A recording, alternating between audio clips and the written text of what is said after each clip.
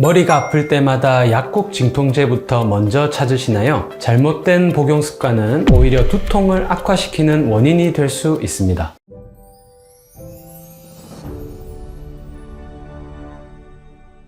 안녕하세요. 여러분의 몸 편한 주치 김준우입니다. 두통은 전체 인구의 70% 이상이 겪을 만큼 흔하다 보니 대부분 그냥 편두통이겠지 하고 약국 진통제로 혼자 버티곤 하십니다. 하지만 통증을 줄이려고 무분별하게 먹은 그 약이 오히려 뇌신경을 과민하게 만들어 나중에는 약 없이 하루도 버틸 수 없는 만성 두통의 늪으로 밀어넣는다는 사실 알고 계셨나요? 오늘 영상에서는 많은 분이 헷갈려 하시는 두통과 편두통의 진짜 차이점부터 반드시 진료가 필요한 위험한 두통 신호, 그리고 진통제 의존에서 안전하게 벗어나는 치료법까지 핵심만 빠르게 정리해 드리겠습니다. 본론으로 들어가기 전에 우리가 흔히 알고 있는 잘못된 두통 상식 하나부터 바로잡고 가겠습니다. 한쪽 머리만 아프면 편두통이다. 의학적으로는 그렇지 않을 확률이 높습니다. 진료실에서 환자분들을 뵙다 보면 머리 한쪽만 아프니까 편두통 맞죠? 라고 물어보시는 분들이 참 많습니다. 결론부터 말씀드리면 틀렸습니다. 이름에 편자가 들어가다 보니 한쪽만 아파야 편두통이라 생각하시지만 실제 편두통 환자의 절반 이상은 양쪽 머리가 다 아프거나 위치가 번갈아 가며 아픕니다. 여기서 우리가 먼저 짚고 넘어가야 할 아주 중요한 개념이 있습니다. 바로 두통과 편두통의 차이점입니다. 쉽게 비유하자면 두통이 감기라는 넓은 증상이라면 편두통은 독감이라는 명확한 독자적 질환입니다. 두통은 열이 나거나 피곤할 때 생기는 단순 통증을 모두 포함하지만 편두통은 단순 통증이 아니라 뇌 신경 시스템이 통째로 과민해진 뇌질환입니다. 편두통 환자분들의 뇌는 남들보다 빛, 소리,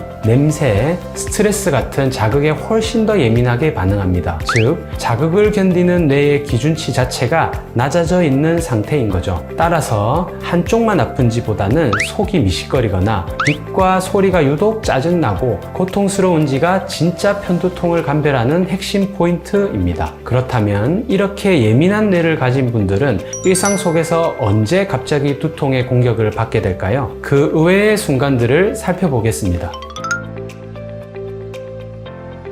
평일에는 멀쩡하다가 주말에 쉬려고만 하면 머리가 아프신가요? 뇌의 생체 리듬이 바뀌었다는 증거입니다. 원장님, 전 평일에 일하느라 긴장해서 그런지 멀쩡한데 희한하게 토요일 주말에 늦잠 좀 자고 쉬려고 하면 꼭 머리가 아파요 하시는 분들이 계십니다. 이걸 의학적으로는 주말 두통이라고 부릅니다. 평소와 다르게 잠을 지나치게 많이 자거나 기상 시간이 바뀌면 뇌 수면 리듬이 흔들리면서 두통이 유발될 수 있습니다. 여기에 아주 강력한 주범이 하나 더 있습니다. 바로 카페인 금단 두통입니다. 평일에는 출근해서 모닝커피를 꼭 드시던 분들이 주말이라고 커피를 건너뛰거나 늦게 마시면 카페인이 일시적으로 조여주고 있던 뇌혈관이 갑자기 쿵쾅거리며 확장하게 됩니다. 그러면서 지끈거리는 통증이 밀려오게 되는 거죠. 그뿐만 아니라 무거운 덤벨을 들거나 격렬하게 힘을 쓸 때 순간적으로 뇌압과 혈압이 치솟으면서 혈관이 자극받아 두통이 생기기도 합니다. 물론 일시적인 현상일 수 있지만 만약 이런 증상들이 반복된다면 뇌혈관 건강에 적신호가 켜진 것일 수 있으니 반드시 점검이 필요합니다.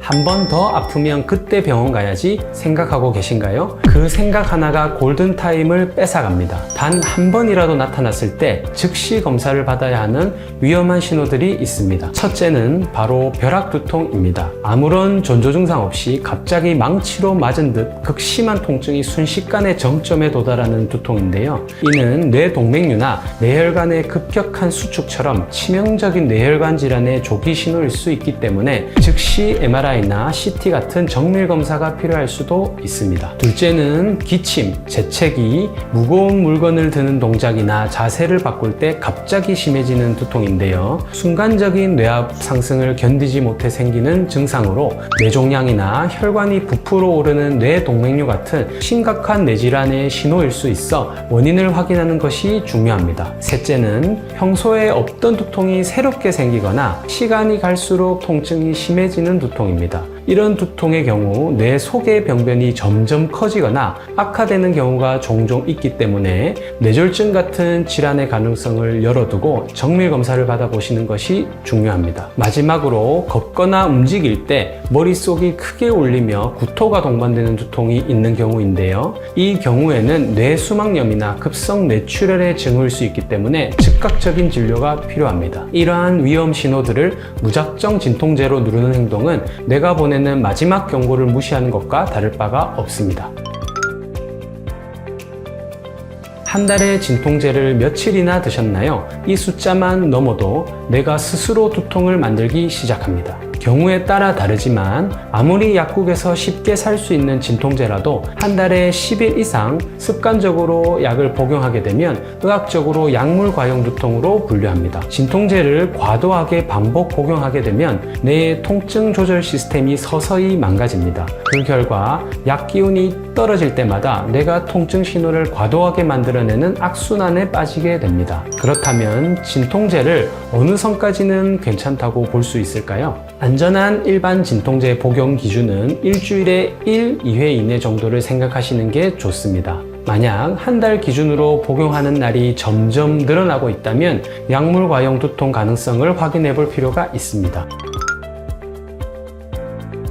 두통은 검사해도 아무것도 안 나온다는 말, 신경과에서는 다릅니다. 신경과에서는 위험한 원인 질환을 감별하고 뇌 혈관과 신경이 얼마나 과민해져 있는지를 파악하기 위해 3가지 정밀 검사를 진행합니다. 먼저 뇌혈류 초음파입니다. 머릿속을 지나가는 혈관의 혈류 속도와 흐름을 실시간으로 확인하는 검사인데요. 뇌혈관의 혈류 속도와 흐름 패턴에 이상이 있는지를 확인하는 검사입니다. 다음으로는 경동맥 초음파입니다. 심장에서 뇌로 올라가는 목혈관 상태를 보는 검사입니다. 혈관벽이 두꺼워졌거나 혈전이 생겼는지 확인해 두통의 근본 원인과 함께 뇌졸중 위험도까지 함께 평가할 수 있습니다. 마지막으로 뇌파 검사입니다. 뇌 세포들이 주고받는 미세한 전기 신호를 측정해 뇌의 특정 부위가 비정상적으로 흥분해 있는지를 기능적으로 파악합니다. 편두통처럼 뇌가 만성적으로 과민해진 상태를 분석하는데 특히 유용한 검사입니다. 이 3가지 검사로 내 뇌의 상태를 정확히 파악하고 나면 이제 진짜 치료를 시작할 수 있습니다. 임시 방편으로 통증만 가라앉히는 치료는 이제 끝내셔야 합니다. 두통의 횟수를 줄여주는 예방치료가 핵심입니다. 신경과에서의 두통 치료는 크게 2가지 방향으로 나뉩니다. 우선 급성기 특이약물 치료입니다. 일반 진통제 대신 뇌의 세로토닌 수용체에 직접 작용하는 편두통 전용 약물을 사용해야 합니다. 두통이 막 시작될 것 같은 초기에 복용할수록 효과가 더 좋은 편인데요. 다만 편두통 전용 약물은 과도하게 자주 복용하면 오히려 약물 과용 두통을 유발해 증상을 만성화시킬 수 있기 때문에 반드시 전문의의 처방과 복용 기준에 맞춰 사용하는 것이 중요합니다. 하지만 두통이 너무 자주 찾아온다면 그때그때 진통제 한두 알로 막는 것은 이제 한계가 있습니다. 내가 예방치료 대상자인지 궁금하시다면 딱 이 2가지만 체크해 보십시오. 첫 번째, 한 달에 4일 이상 두통이 있어 일상생활이 힘들다. 두 번째, 이미 두통 때문에 진통제를 10일 이상 먹고 있다. 이 둘 중에 하나라도 해당된다면 전문의와 상담 후 예방치료를 시작하는 것이 좋습니다. 예방치료는 보통 먹는 약 치료부터 시작하게 되는데요. 두통 빈도가 매우 잦거나 기존 치료로 조절이 어려운 경우에는 상태에 따라 주사치료를 고려하기도 합니다. 보통 먹는 예방약은 최소 6개월 이상, 주사치료는 약 1년 정도 꾸준히 유지하는 경우가 많습니다.